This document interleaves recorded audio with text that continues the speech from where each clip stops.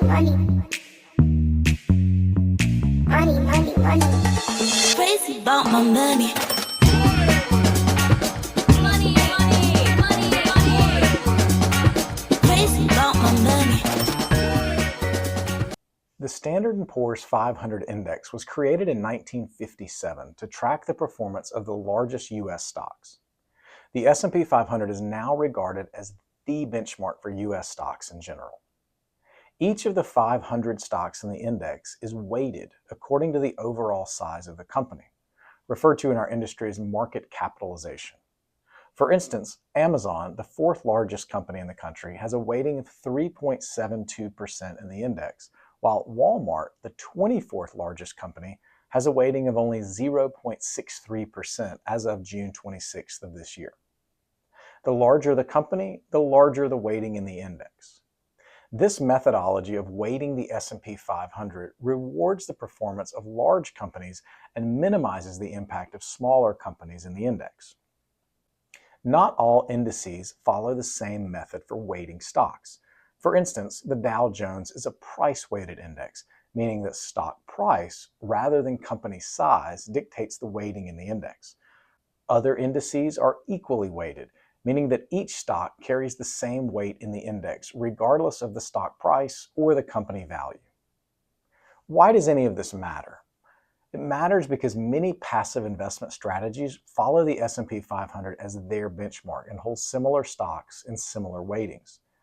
The decision to weight the index by company size means that as companies increase in value, they make up a larger portion of the index, and thus a larger portion of most investment portfolios.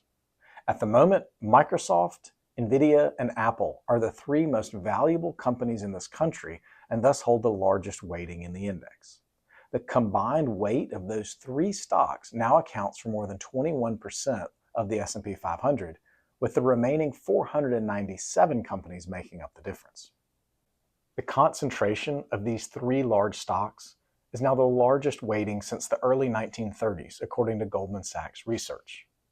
The result is that the S&P 500 performance is more impacted than ever by just a handful of stocks. In fact, the top 10 stocks in the index make up 37% of the total. As long as these large companies are performing well, then the index is likely to show strong performance, even if the rest of the companies in the index aren't doing as well. The outperformance of these huge companies has been the story of the market the last few years.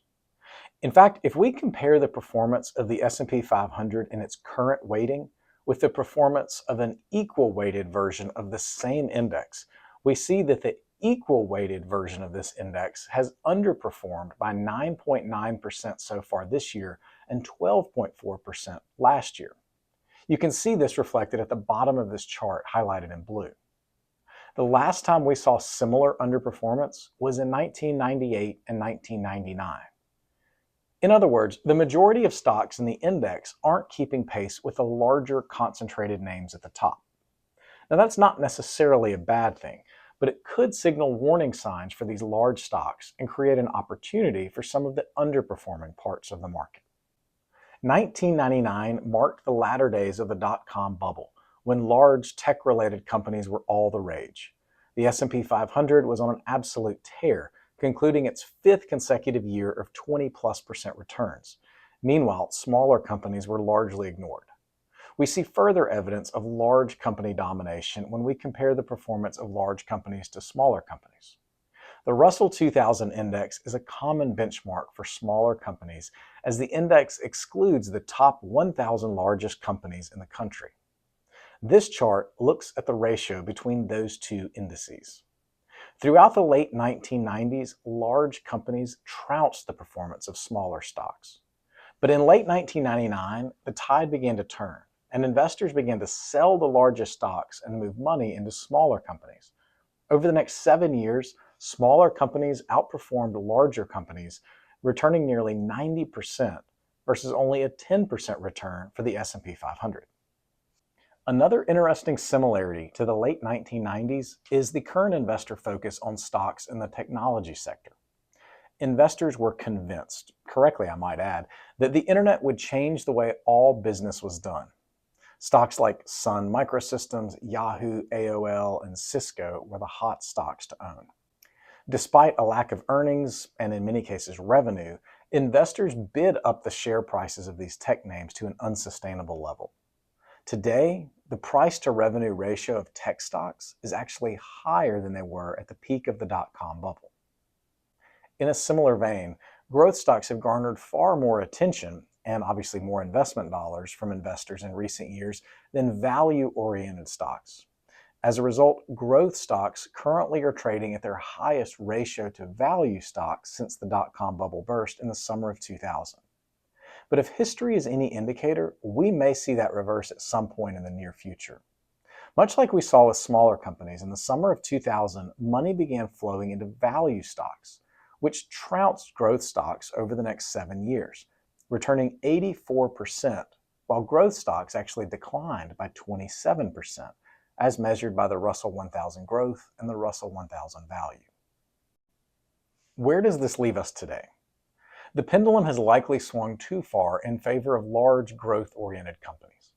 The expectations, in our opinion, are simply too high and investors a little too optimistic.